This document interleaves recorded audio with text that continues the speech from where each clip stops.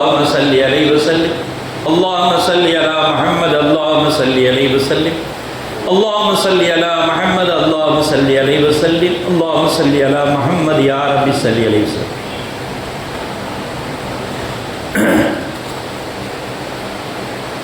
அன்னாதம் குடும்பத்தார்கள், தோழர்கள், இமாம்கள், பெரியோர்கள், நாதாக்கள், ஷேக்மார்கள், குறிப்பாக நம்மவர்கள் அனைவர்கள் மீதும் உலக மக்கள்கள் அனைவர்கள் மீதும் அல்லாஹ்வின் சாந்தியும் சமாதானமும் கருணையும் ஈடேற்றமும் என்றென்றும் இறங்கிக் கொண்டே இருக்கட்டுமாக. அல்லாஹ்வின் நல்லடியார்களே, அருமை பெரியார்களே, ஒவ்வொன்றுக்கும் ஒவ்வொரு தினங்கள் மனித மேம்பாட்டிற்காக அமைக்கப்பட்டிருக்கின்றது. அதன் அடிப்படையிலே இன்றைய தினம் மீனவர் தினமாக கொண்டாடப்படுகின்றது. நவம்பர் 21 மீனவர் தினமாக உலக அங்கீகரிக்கப்பட்ட நாளாக இந்த நாளை கொண்டாடப்படுகின்றது. ஏன் இந்த நாளை மீனவர் தினமாக கொண்டாட வேண்டும்? இறைவன் புறத்திலிருந்து வரக்கூடிய எல்லாம் அவன் கைவசமே தான் இருக்கின்றது. அதிலே கொண்டாடுவதற்கு என்ன இருக்கின்றது என்று பார்க்கும் பொழுது மனிதன் தன் கரங்களாலே நாசம் செய்யக்கூடாது என்பதற்காக வேண்டிதான் அல்லாஹ் தஆலா பல இடங்களை சொல்லி காட்டுகின்றானே, மனிதன் தன் கரங்களாலே நாசமாக்குகின்றான். அவனை ஒரு கடிவாளம் போடுவதற்காக வேண்டி இந்த நாளில் மீனவர் தினமாக நவம்பர் 21 நாளை கொண்டாடுகின்றார்கள். ஒன்று, மீன்பிடித்தலம் செம்மையாக வேண்டும். இரண்டாவது, மீனவருடைய வாழ்க்கை செம்மையாக வேண்டும். அடுத்ததாக, உலகம் வெப்பமயதலை விட்டும் பாதுகாக்கப்பட வேண்டும். ஆக இந்த மூன்றுக்கும், மீனவர்களுக்கும் கடல் வாழ் உயிரினங்களுக்கும் உலக வெப்பமயம் ஆவதை தடுப்பதற்கும் இந்த நாளை மேம்படுத்த வேண்டும் என்பதற்காக வேண்டி மீனவர் தினமாக 21 கொண்டாடுகின்றார்கள். ஏனென்றால் உலகம் மாசுபட ஆகிவிட்டது. உலகம் மாசுபட்டு வந்து கொண்டிருக்கின்றது. அந்த மாசுக்களை எல்லாம் துடைத்து எடுக்க, அழுக்காறுகளை எல்லாம் அகற்றி எடுக்க ஒரு மேம்பட்ட ஒரு விஷயங்களை நாம் முற்படுத்த வேண்டும் என்பதற்காக வேண்டிதான் இந்த நிலைமையை உலக அரங்கிலேயே சட்டமாக்கப்படுகின்றார்கள். அல்லாஹ் தஆலா ஒவ்வொரு விஷயங்களும் மனிதனுக்கு வசப்படுத்தி தந்திருக்கின்றார். கடலை வசப்படுத்தவில்லை என்றால் இவன் கடலிலே பயணிக்க முடியாது. மீனை வசப்படுத்தி தரவில்லை என்றால் மீன் இவனுக்கு அகப்படவே செய்யாது. இதை போல இஸ்ரவேலருக்கு அல்லாஹ் தஆலா கட்டளையிட்டார், சனிக்கிழமை உங்களுக்கு ஓய்வு தினம், அந்த நாளிலே நீங்கள் மீன் பிடிக்கிறதை தடுத்துக் கொள்ளுங்கள் என்று அல்லாஹ் தஆலா கட்டளையிட்டிருக்கிறார். ஆனால் இவர்கள் கேட்டார்களா? மீன் பிடிப்பதை விட்டார்களா? நிச்சயமா இல்லை. அந்த நாளிலே மீன் பிடித்தார்கள். காரணம் என்ன? அந்த நாளில் மற்ற நாள்களை விட, மற்ற நாள்கள் கடலிலே மீன்கள் கிடைப்பதை விட இந்த நாளிலே மீன்கள் எல்லாம் எழுந்து நின்று கரையோரமாக கடல் மேலே நின்று வாயை பிளந்து கொண்டு என்னை பிடித்துக்கொள் என்று அது சொல்வதை போல அந்த நாளிலே ஏராளமான மீன்கள் மேல் எழும்பி மூச்சு விட்டுக் கொண்டே இருக்கின்றன. இதை பார்த்த மக்கள் எல்லாம், இது வெள்ளிக்கிழமை இந்த மாதிரி மீன் கண்ணில் மாட்டக்கூடாதா? வியாழக்கிழமை மாட்டக்கூடாதா? அல்லது மறுநாள் மாட்டக்கூடாதா? தடை போட்ட இந்த நாளிலே, அல்லாஹ் தடை போட்ட இந்த நாளிலே கண்ணுக்கு தெரிகின்றதே இந்த மீனெல்லாம் என்று அவருடைய ஆசைகள் அதிகமாகிவிடுகின்றன. ஆசையில் அதிகமாக அந்த நாளிலே மீன் பிடித்தார்கள். அவர்களுக்கு அல்லாஹ் தஆலா மிகப்பெரிய தண்டனை கொடுக்கின்றார். ஹித்தத்துல் ஹாசியின், சபிக்கப்பட்ட பன்றிகளாகவும் குரங்குகளாகவும் மாற்றப்பட்டார்கள். குரங்குகளாக அல்லாஹ் மாற்றி அமைத்து விட்டான். ஏனென்றால் அல்லாஹ் அந்த ஆயத்திலே சொல்லி காட்டும் பொழுது இவர்களுக்கு மனதிலே ஆசா பாசங்களை ஏன் ஊற்றினேன்? என்னுடைய சொல்லை இவர்கள் கேட்கின்றார்களா? என் சொல்லை கேட்டு நடக்கின்றார்களா? மீன் வெளியே தெரிகின்றது என்று ஆசைப்பட்டு பிடித்துக் கொள்கின்றார்களா என்பதற்காக வேண்டிதான் அந்த மீன்களுக்கு நாம் கட்டளையிட்டோ எல்லாருமே மேலே எழும்பி அவள் கண்ணில் படுமாறு நீங்கள் வாயை பிளந்து மூச்சு விட்டுக் கொண்டே இருங்கள் என்று நாம் தான் கட்டளையிட்டோம் என்று அல்லாஹ் தஆலா குர்ஆனிலே சொல்லி காட்டுகின்றார். உடனே மீன்கள் எல்லாம் அல்லாஹ்வின் கட்டளைக்கிணங்க எல்லாமே கடல் மேல்மட்டத்தில் வந்து வாயை பிளந்து மூச்சிடும் போது எவ்வளவு பெரிய மீன்கள், எண்ணற்ற மீன்கள் அல்லவா இருக்கின்றது. அப்படியே ஒரு வலையை போட்டா அடிச்சுட்டு வந்துடலாமே என்று அவர் மனதிலே ஆசை ஏற்பட்டு உள்ளே இறங்கி எல்லாம் இன்னும் அள்ளி கொண்டார்கள், தண்டனையும் அடைந்தார்கள். அல்லாஹ் பல சோதனை கொடுப்பான். இதை தடுத்த ஒன்றை புசிக்குமாறு செய்தாலும் தூண்டுவான். அதிலிருந்து மீள்வதுதான் மனித வாழ்க்கை, மேம்பாட்ட வாழ்க்கை என்று பெருமானார் ரசூலுல்லாஹி கரீம் ஸல்லல்லாஹு சொல்லி காட்டினார்கள் என்றால் அதன் அடிப்படையிலே தான் இந்த மனித சமுதாயத்தை மேம்படுத்துவதற்காக வேண்டிதான் இங்கே 21 நவம்பர் மீனவர் தினமாக கொண்டாடி கொண்டிருக்கின்றார்கள். நூஹ் அலைஹிஸ்ஸலாம் அவர்களுக்கு தான் முதலிலே கப்பலை தயாரிக்க கற்றுக் கொடுக்கின்றார். வஹிய தஜ்ரிபிஹும் ஃபீ மௌஜுன் கல் ஜிபால், மலை போல ஊர்ந்து செல்லக்கூடிய கப்பலை அல்லாஹ் தஆலா உருவாக்கி கப்பலிலே அது மிதக்க வைக்கின்றார். அதாவது மலை உயரத்துக்கு அலைகள் பொங்குகின்றன. கப்பல் பெரிய கப்பல், ஃபீ மௌஜின் கல் ஜிபால், மலை போல உயர்ந்து எழும்பக்கூடிய அலைகள், அவ்வளவு உயரத்துக்கு அலைகள் உயர்கின்றன. இந்த கப்பலிலே அல்லாஹ் தஆலா லாகுவமாக கடலிலே செலுத்த வைக்கின்றார். முதலிலே நூஹ் அலைஹிஸ்ஸலாம் அவர்களுக்கு இந்த கப்பலை கட்டுப்பட வைக்கின்றார். அடுத்ததாக இன்னொரு நபிக்கு தண்டனையும் கொடுக்கின்றான்.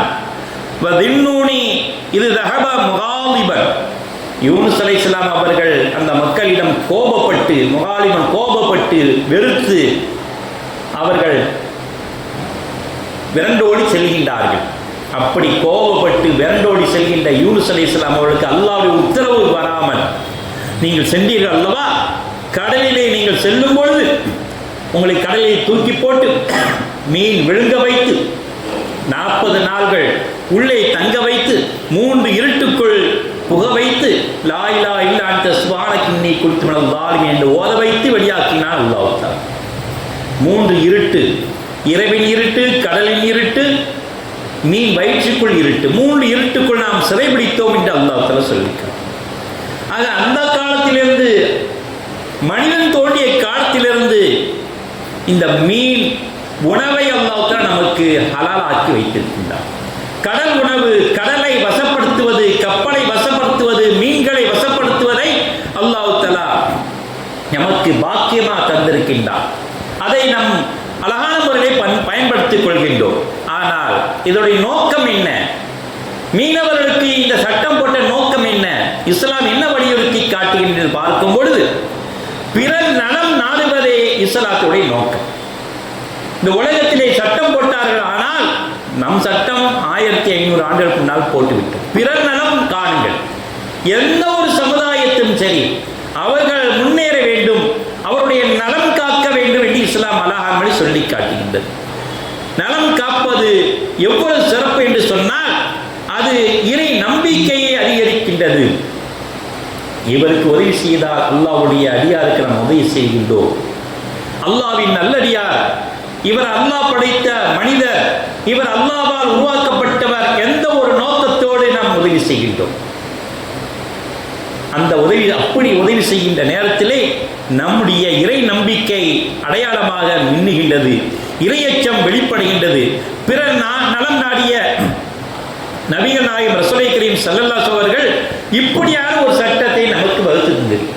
உங்கள் இறையச்சம், இறையாண்மை வளர வேண்டும் என்றால் பிறர் நலம் நாடுங்கள், பிறருக்காக உதவி செய்யுங்கள். அத்தீனுன் நஸீஹத்து, மார்க்கத்தின் தீன் என்பது நலம் நாடுவதுதான் என்று பெருமானார் ரசூலுல்லாஹி கரீம் ஸல்லல்லாஹு சொல்லி காட்டினார். ரோம் மன்னர் ஹெராக்லியின் என்னிடம் கூறியதாவது, முஹம்மது நபி ஸல்லல்லாஹு அலைஹி வஸல்லம் அவர்கள் என்னென்ன கட்டளையிட்டு இருக்கின்றார்கள் என்பதை நீங்கள் விளக்க முடியுமா என்று அந்த மன்னர் கேட்கும்போது அவர்கள் சொல்லி காட்டினார்கள், தொழுகையை பேணுங்கள், வாய்மை நல் ஒழுக்கத்தை பேணிக் கொள்ளுங்கள், ஒப்பந்த வாக்குறுதியை நிறைவேற்றிக் கொள்ளுங்கள், நம்பி ஒப்படைத்த அமானித பொருட்களை நீங்கள் அப்படியே ஒப்படையுங்கள், பிறருக்கு தம்மால் இயன்ற உதவிகளை செய்து கொள்ளுங்கள் என்று எங்களுக்கு உத்தரவிட்டிருக்கிறார் என்று அபீ சுஃபியான் ரலியல்லாஹு அவர்கள் சொல்லி காட்டுகிறார். இதுதான் ஒரு மூமினுடைய அடையாள சின்னமாக இருந்து கொண்டிருக்கின்றது. பிறருக்கு எந்த அளவுக்கு உதவி செய்ய வேண்டும், அவருடைய பொருளை எவ்வளவு பாதுகாக்க வேண்டும், அவர் சொன்ன சொல்லை எப்படி பாதுகாக்க வேண்டும், அமானவியத்தான பொருளை எப்படி நாம் கொண்டு போய் சேர்க்க வேண்டும், வாய்மை ஒழுக்கத்தை எப்படி மேம்படுத்த வேண்டும், தொழுகையை பேண வேண்டும். இவ்வளவு விஷயங்களையும் எங்களுக்கு கட்டளையிட்டிருக்கின்றார்கள் என்று அபூ சுஃபியான் ரலியல்லாஹு அன்ஹு சொல்லி காட்டினார். இஸ்லாம் என்ற வார்த்தைக்கு மறு அர்த்தம் என்று தெரியுமா? பிறர் நலம் நாடுவதுதான் என்று சொல்லி காட்டினார். இதுதான் இஸ்லாம். இஸ்லாம் என்றால் என்ன? பிறர் நலம் நாடுவது, இதுதான் இஸ்லாம். தன்னலம் நாடுவதை விட பிறர் நலம் நாடுவதுதான் இஸ்லாம் என்று சொல்லி காட்டினார். ஆகவே தான் சலாத்தை பரப்புவது, அன்பாக இருப்பது, பண்போடு நடந்து கொள்வது, இதையெல்லாம் இஸ்லாம் முன்னோடியாக நமக்கு சொல்லித் தருகின்றார்கள். இதையெல்லாம் தெல்ல தெளிவாக விளக்கிய சொன்ன பிறகுதான் ஹீராக்லி மன்னர் ஒப்புக்கொள்கின்றார்கள், உண்மையான நபி தான் நமக்கு வந்திருக்கின்றார்கள்.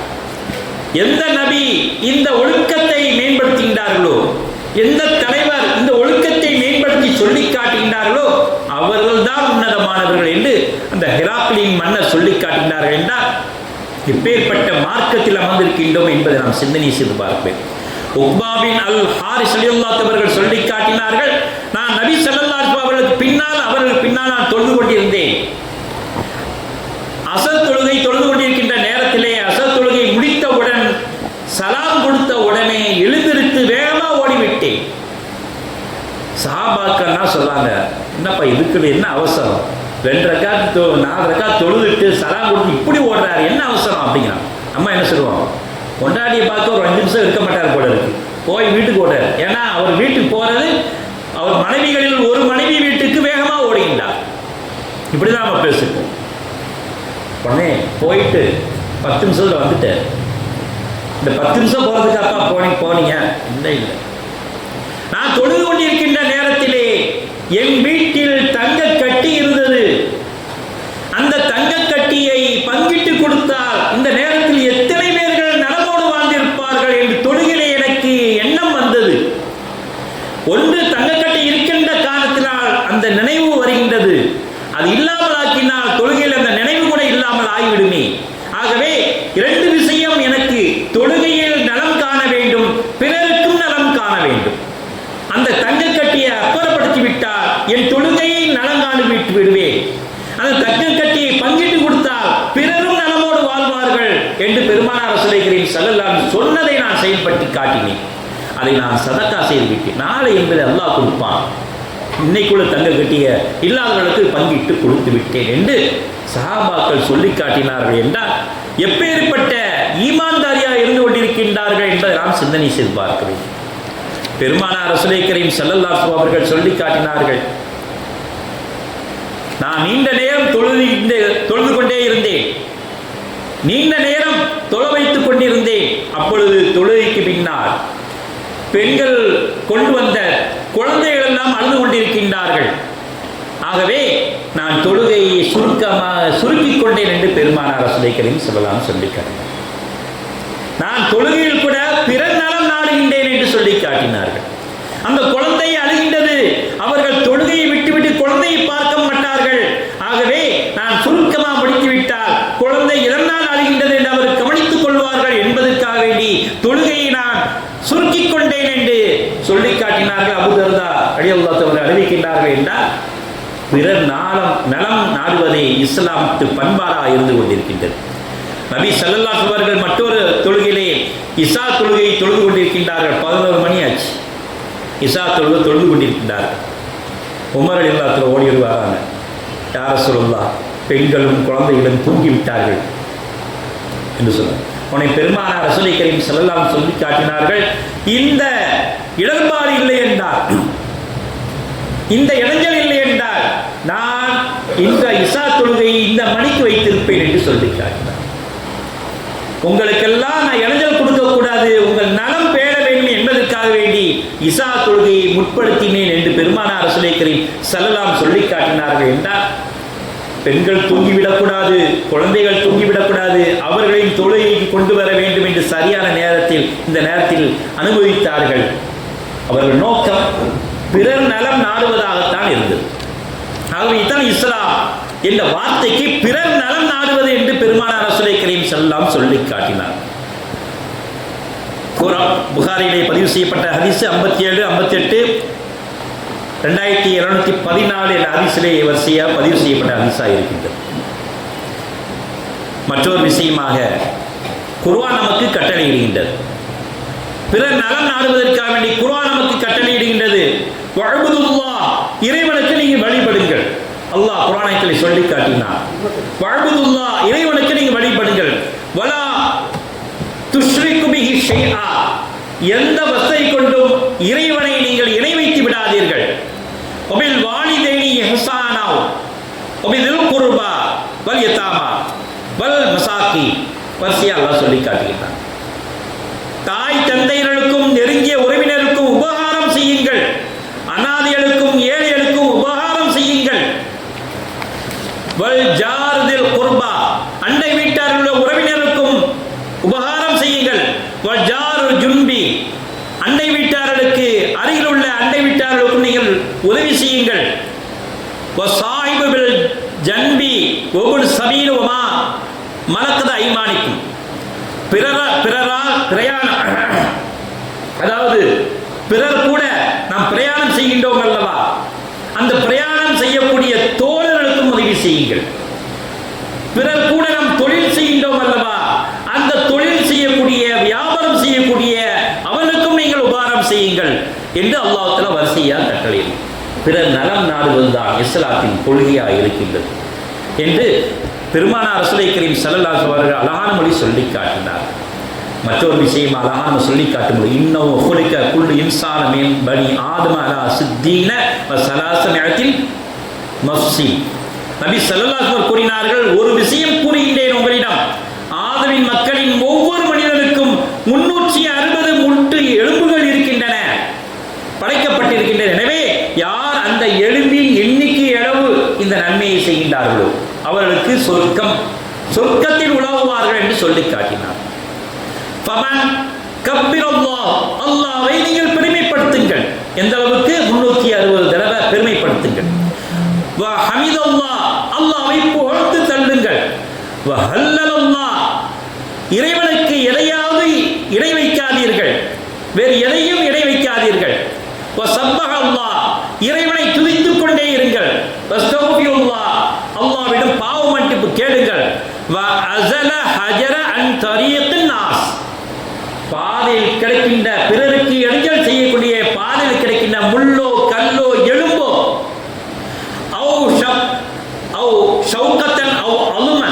முள்ளோ கல்லோ, இதையெல்லாம் அப்புறப்படுத்துங்கள். வான் தரீக்கின் பாதைகளுக்கு மக்களுக்கு இடைஞ்சல் செய்யக்கூடிய விஷயங்களை நீங்கள் அப்புறப்படுத்துங்கள். இப்படி படுத்தினால் நீங்கள் அன்றைய நேரத்தில் நீங்கள் சொர்க்கவாதியாக உலா வருவீர்கள் என்று பெருமானார் ரசூலுல்லாஹி கரீம் ஸல்லல்லாஹு சொல்லி காட்டினார்கள் என்றால், எப்பேற்பட்ட மார்க்கத்தில் அமர்ந்திருக்கின்றோம் என்பதை நாம் சிந்தனை செய்து பார்க்கிறோம். ஆகவே அருமை பெரியார்களே, நாம் இந்த புனித மார்க்கத்திலே அமர்ந்திருக்கின்றோம். ஆகவே பிறர் நலம் நாடுவோம். ஆகவே அந்த நாளிலே மீனவர் தினம் 21 அவர்களுடைய தினம் நலம் நாடுவதற்காக வேண்டியும் நம்முடைய நலம் நாடுவதற்காக வேண்டி கொண்டாடப்படக்கூடிய ஒன்றாயிருக்கின்றது. ஆகவே அந்த வழிகாட்டின் படி நாம் பேருந்தராக வாழ்வோமாக, நம் வாழ்க்கைக்கு அல்லாஹ் தஆலா உற்ற துணைவாக இருப்பானாக. வாஹிர் அல்ஹம்துலில்லாஹி ரப்பில் ஆலமீன்.